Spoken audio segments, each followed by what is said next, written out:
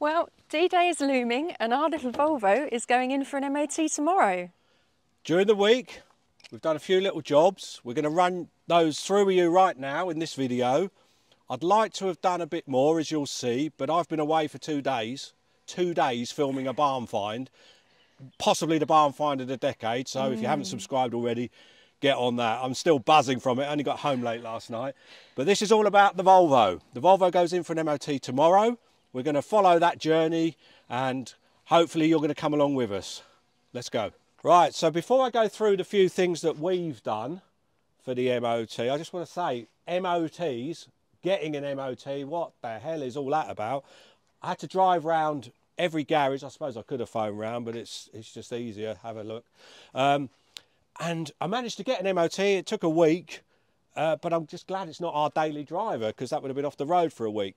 Our local garage, we've mentioned before, absolutely brilliant. They would have normally squeezed us in, but they're having a new bay fitted, so they're kind of down to 50% at the moment. But anyway, that's a story for another video. We'll come back to that one day, I'm sure.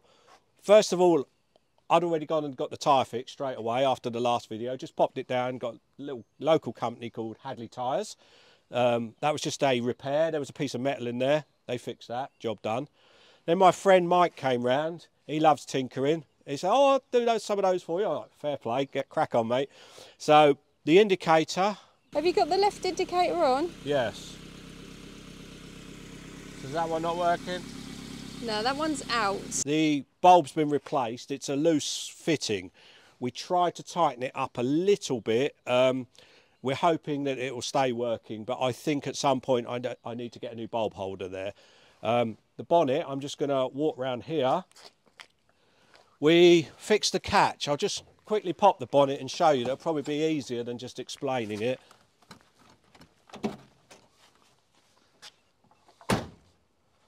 I did surprise Claire during the week with the working bonnet. She's easily impressed. Nice little surprise for you.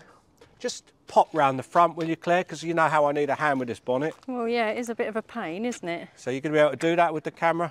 Probably not. Okay, we'll try and see what we can do. Hang on. Oh! Oh dear! Did it just pop up, Claire? You fixed it! So all it was with the bonnet, the catch was fine. The pull lever, as it were, the cable. These springs either side that push the bonnet up so that when you pull the cable it pops, they'd compressed and were a bit rusty. So all I've done is clean those up, put some copper grease on for now because it was the only stuff I had to hand on the day. That bonnet, as you've just seen, now works fine. Obviously, for an MOT, I'm not 100% sure. Perhaps one of you would know, would that have been a fail? I'm just thinking from a personal safety perspective, if something happened, there was a fire or something, I want to be able to pop that bonnet on my own and get under there quickly, not faff around with 2 people. The one other job that we've done was the windscreen washer pump. So washer pump literally is just a push fit. I've got to find the hose for it, which is there.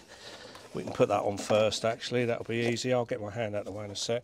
But that just pushes into the hose there, and then that just pushes into the washer bottle. I don't know if you can see down there or not. You see the little hole down there. So that just pushes onto there. Yeah. Somewhere will be the electrical fittings. We can do those. Could do those at the end, but I'll do it now whilst I can still see everything. Right, so that's pushed in there. Do you want to have a quick look? Yeah. I don't know that's going to work yet. Literally, that has just arrived. Don't forget, it will be completely bone dry in there. Yeah.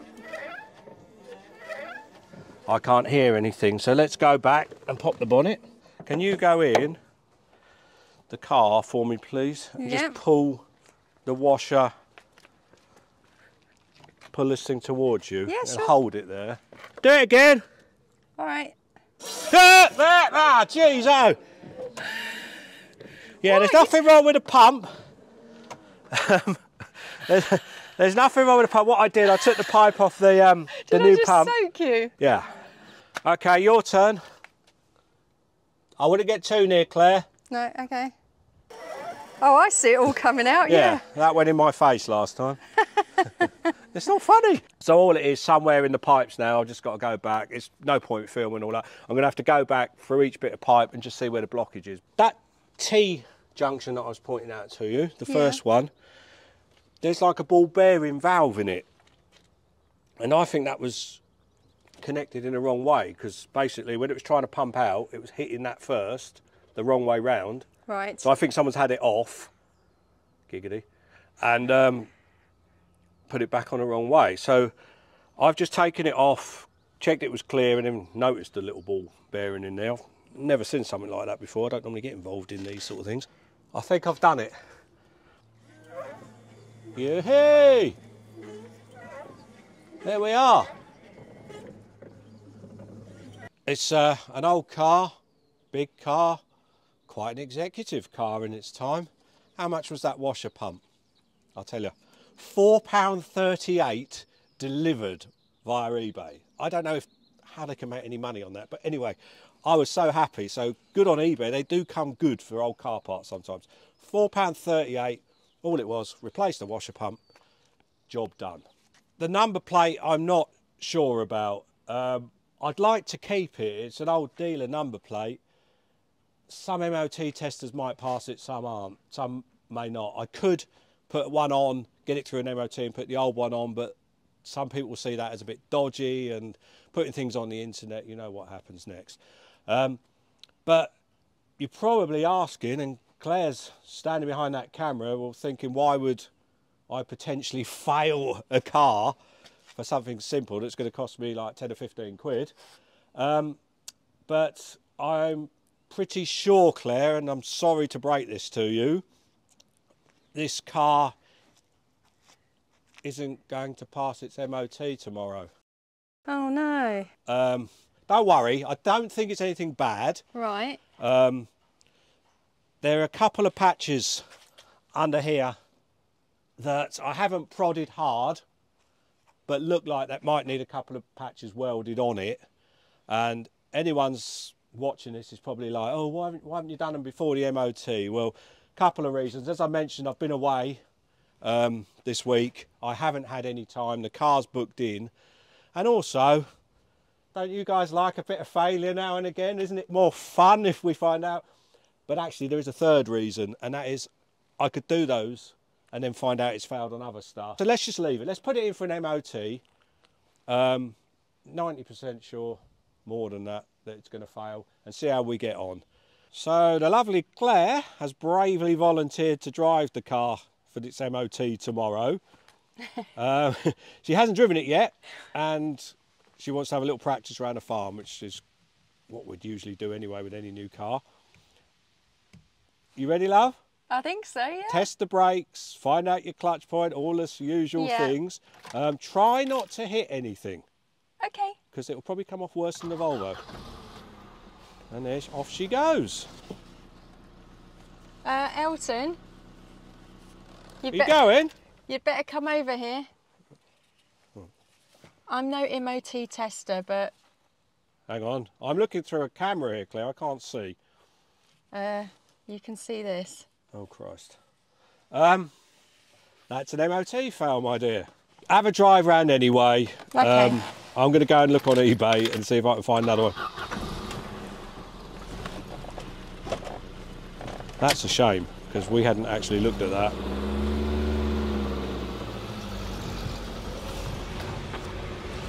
And as soon as Claire lets me have the car back, I'm going to have to check the other seat belts. So the next stop is MOT station. What time did you actually get back to bed last night then? Don't even ask. I've just...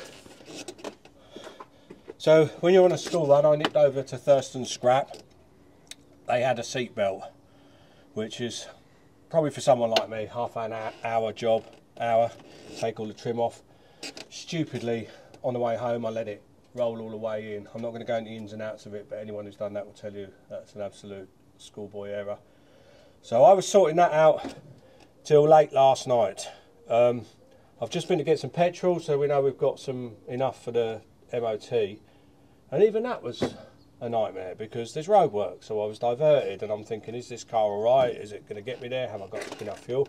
Anyway, I'm back, and then I remembered we hadn't wedged the battery in. I was supposed to put a bracket on there, but because I've been away 2 days this week, I've just had to literally wedge. I don't know if they'll like that or not, but at least I've made an effort. But we've got to go because it's, I don't know, let's prove it. 8:52, we're supposed to be down for an MOT at 9 o'clock, so we're leaving it there. I don't know what time they're doing it, but let's go. We're going to hit the road.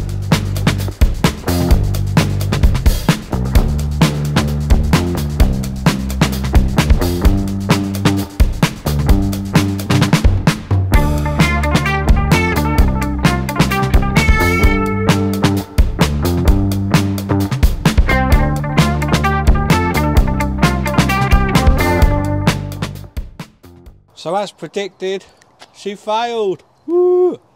But I'm not unhappy.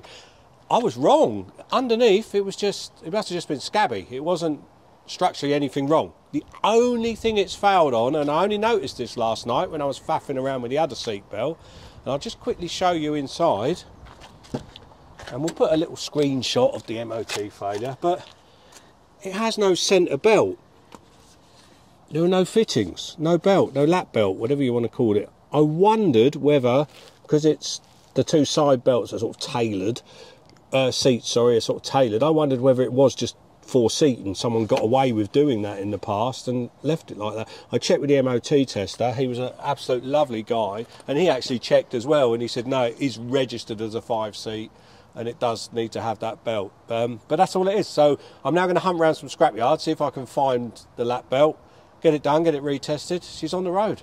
Happy days. Well, I hope you enjoyed this episode of the Volvo 740 GLE, and maybe you're as excited as I am now to see this car on the road. It's not going to take long.